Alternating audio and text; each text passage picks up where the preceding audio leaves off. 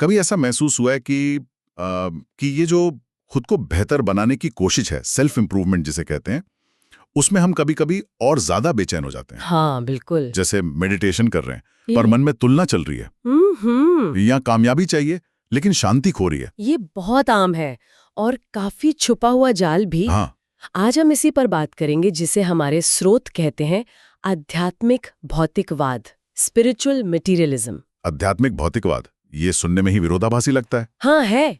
ये वो स्थिति है जहाँ वो जो आत्म सुधार की अच्छी नीयत होती है ना, वो धीरे धीरे मतलब अहंकार का एक नया रूप ले लेती है। अच्छा, तो आज का मकसद है इसी छुपे हुए जाल को समझना। ठीक है।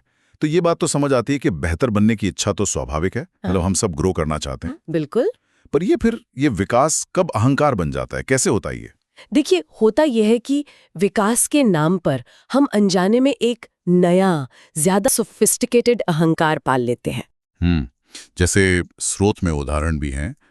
मन में विचार आ जाता है, अरे मैं तो रोज मेडिटेशन करता हूँ, मैं तो उनसे बेहतर हूँ जो नहीं करते। हाँ। या मैं सुबह जल्दी उठता हूँ, वो लोग तो देखो कितने आलसी हैं। सही कहा। या ये सोचना कि मैं अपनी भावनाओं को लेकर कितना सजग हूँ, बाकियों को तो पता ही नहीं चलता। बिल्कुल। तो ये जो आत्म सुधार है, यही एक तरह का क्या कहें स्टेटस सिंबल बन जाता है। हाँ, पहचान बन जाती है उससे। हाँ, और जैसे ही ये पहचान बनी, वो जो पुराना अहंकार था वो पिछले दरवाजे से वापस आ गया।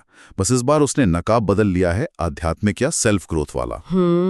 हम सोचते हैं कि हम ज्यादा आध्यात्मिक हो रहे हैं, ज्यादा प्रेरित हो रहे हैं, पर असल में अंदर ही अंदर हम अपनी कीमत साबित करने की एक नई रेस में दौड़ रहे होते हैं। ये तो कुछ वैसा ही हुआ ना जैसे पहले लोग महंगी कार या बड़े घर से अपनी पहचान बनाते थे। बिल्कुल। अब वो अपनी आध्यात्मिक उपलब्धियों से बना रहे हैं, जैसे सोशल मीडिया पर डालना, आज मेडिटेशन का 30वां दिन। हाँ, या हर किसी को बताना कि मैं आजकल रोज ग्रैटिट्यूड जर्नल लिखता हूँ। अच्छा। तो ये वही पुराना अहंकार है, बस उसने कपड़े बदल लिए, योगा मैट और ग्रीन टी वाला भेष।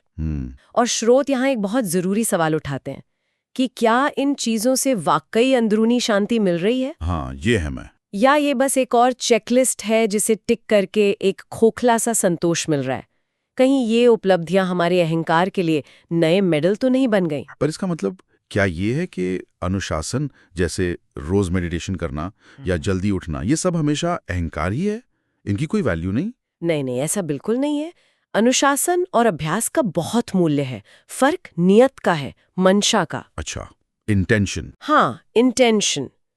क्या आप ये अभ्यास अपनी भीतरी शांति, अपनी समझ, अपनी करुणा बढ़ाने के लिए कर रहे हैं, या इसलिए कि आप दूसरों से बेहतर दिखना चाहते हैं या महसूस करना चाहते हैं?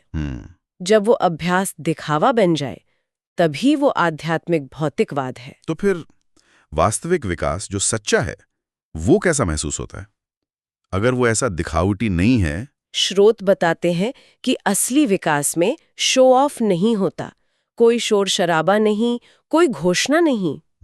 वो शांत होता है, सौम्य होता है और सबसे जरूरी विनम्र होता है।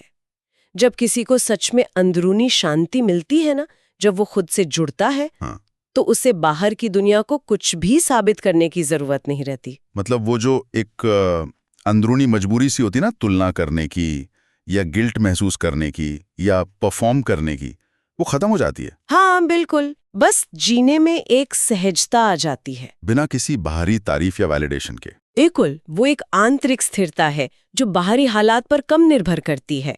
असली सुकून वही है जो किसी उपलब्धि से बंधा ना हो। तो अगर किसी को ऐसा लगे कि वो इस आध्यात्मिक भौतिकवाद वाले जाल में थोड़ा उलझ रहा है, तो इससे बाहर कैसे निकले? रास्ता सुनने में तो सरल लगता है, पर प्रैक्टिस में गहरा ध्यान मांगता है। क्या है वो? अपनी मंशा पर ध्यान देना, अपनी इंटेंशन को जांचना। अच्छा।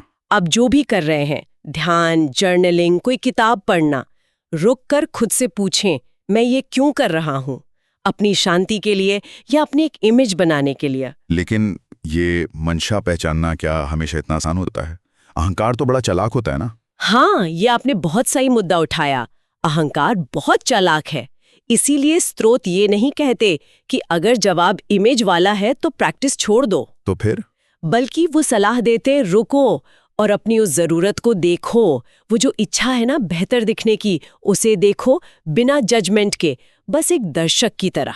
अच्छा, उस जरूरत को ही देखना है। हाँ, उसी पल उस जागरूकता में आपका असली आध्यात्मिक अभ्यास शुरू होता है। बेहतर बनने की कोशिश से ज्यादा जरूरी हो जाता है बेहतर दिखने की अपनी जरूरत को समझना। ये तो बहुत गहरी बात है। मतलब असली सेल्फ इंप्रूवमेंट तब शुरू होता है जब हम दूसरों को इम्प्रेस करने की जरूरत से मुक्त होने लगते हैं। बिल्कुल, तब सीखना प्राथमिकता बन जाता है, दिखाना नहीं। एकदम सही। अंत में निचोड़ यही है कि सच्चा विकास कोई बाहरी अचीवमेंट इकट्ठा करना नहीं है, बल्कि वो अंदरूनी सरलता की ओर लौटना है। और इसी नोट पर स्रोत से एक विचार साझा करते हैं जो वाकई सोचने पर मजबूर करता है।